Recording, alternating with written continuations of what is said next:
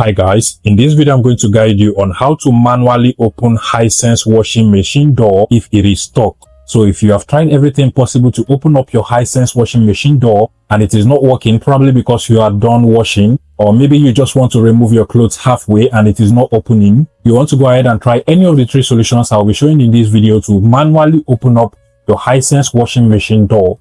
Now, the first solution is to check if the child lock is currently turned on your Hisense washing machine. Usually, you're going to see a padlock icon, and if it is turned on your Hisense washing machine, then there is absolutely no way you can open up the washing machine door without turning it off. To turn it off, all you just have to do for this particular model of Hisense washing machine is to just long press on the temp and spin button for about 10 to 15 seconds, and that should remove the child lock. But if that does not work out, another thing you might want to try is to unplug your Hisense washing machine, leave it for about 20 minutes, and then go back and plug it back to see if that will fix the problem. But again, if that does not work out for you, the final step you might want to try is to move over to the bottom of your Hisense washing machine. Usually at the bottom right, you're going to see this circled compartment over here. This is basically where you manually open up the Hisense washing machine if there is any malfunctioning. Now at this point, you want to use anything like a spoon or tiny item to open it up from